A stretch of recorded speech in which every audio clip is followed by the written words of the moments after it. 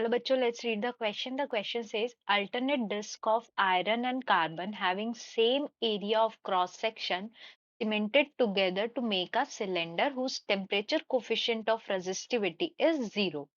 The change in temperature in two alternate disks is same. The ratio of their thickness and ratio of heat produced in them is found out. The resistivity of iron and carbon at 20 degrees centigrade are 1 into 10 to the power minus 7 and 3 into 10 to the power minus 5 ohm meter, and their temperature coefficients of resistances are 5 into 10 to the power minus 3 degree centigrade and minus 7.5 into 10 to the power 10 minus 4. This is minus 4 and degree centigrade. Do not get confused with 40. So this is 10 to the power minus 4 degree centigrade respectively. Thermal expansion is neglected here. Del R1 and del R2 is equals to 0. इस del R1 plus del R2 equals to 0 का मतलब ये है कि हमारा जो R equivalent आएगा, R equivalent is constant. उसमें हमारा change नहीं आ रहा है with respect to temperature. Here, del R1 and del R2 are the increase in resistance of iron and carbon respectively with rise in temperature, because combined temperature coefficient of resistivity is given as 0. और ऐसा क्यों? क्योंकि हमारा starting में ही बोला था कि temperature coefficient combination का हमारा क्या है, 0 है. तो अब हमें ये बताना है कि ratio of heat produced in them क्या होगा. सो की कॉन्सेप्ट यहाँ पर ये होगा, की concept we know that heat produced, इसको अगर हम H से डिनोट करते हैं, ये क्या होता है हमारा I स्क्वायर RT, यानी कि हीट हमारा किस पे डिपेंड करेगा, उसके रेजिस्टेंस पे डिपेंड करेगा. ठीक है, क्योंकि करंट तो हमारा क्या होता है सीरीज में, मतलब कनेक्टेड उसमें है, तो हमारा करंट तो सेम ही रहेगा और टाइम हमारा सेम है, कोई एक पर्टिकुलर टाइम पीरियड के लिए हम निकाल रहे हैं. ठीक है, since I and T are constant, तो हमारे को अगर हीट का निकालना है रेशो, तो हम क्या बोल सकते हैं, heat of 1 divided by heat of 2 is equals to resistance of 1 divided by resistance of 2. तो अल्टीमेटली हमको रेजिस्टेंस का रेशो निकालना है.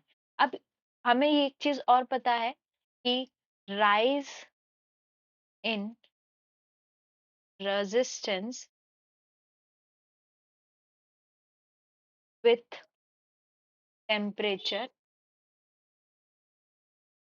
हमारा रेजिस्टेंस की वैल्यू टेम्परेचर पे डिपेंडेंट होती है. उसको हम कैसे डिनोट करते हैं, R is equals to R naught 1 plus alpha del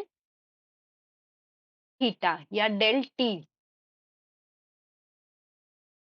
ये डेल टी क्या होता है, change in temperature. This del T is change in temperature. तो अब हमारे पास दो रेजिस्टेंस का कॉम्बिनेशन है, तो R equivalent is equals to R1 plus R2. तो यहाँ से हम लिख सकते हैं R1 क्या हो जाएगा, R naught 1 1 plus alpha 1 del T plus R naught 2 1 plus alpha 2 del T.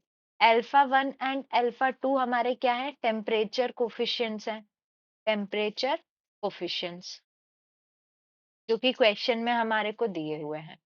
इसको सॉल्व करेंगे तो ये क्या हो जाएगा, R naught 1 plus R naught 2 plus alpha 1 R naught 1 plus alpha 2 R naught 2 multiplied by del T.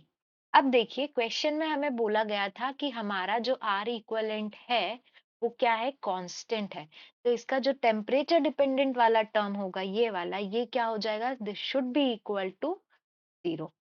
अगर इसको हम इक्वेट करते हैं 0 से, तो ये क्या हो जाएगा, alpha 1 R naught 1 plus alpha 2 R naught 2 is equals to 0. तो यहाँ से हमारे को R naught 1 alpha 1 is equals to minus alpha 2 R naught 2, या R naught 1 divided by R naught 2 is equals to minus alpha 2 divided by alpha 1. ये हमारा आ गया है रेशो, और यही रेशो हमको कैलकुलेट करना है. तो यहाँ पे हमें अल्फा 2 की वैल्यू क्वेश्चन में गिवन है, इट इज माइनस ऑफ 7.5. तो ये हो गया -7.5 इंटू 10⁻⁻⁴, और ये whole minus divided by 5 into 10⁻⁻3। इसको सॉल्व करेंगे तो ये हो जाएगा माइनस माइनस गेट कैंसिल, ये हो जाएगा हमारा 0.15। ये आ गया हमारा रेशियो, और यही हमारा आंसर है। तो we can write as heat is directly proportional to resistance, therefore heat produced H1 divided by H2। ये हीट हमारा फर्स्ट एलिमेंट और सेकंड एलिमेंट का है। This should be equals to R01 divided by R02, और इसकी value अभी हमने calculate की आई 0.15। ये हो गया हमारा फाइनल आंसर। तो अगर हम ऑप्शंस चेक करें तो करेक्ट ऑप्शन क्या होगा? Correct option is option C.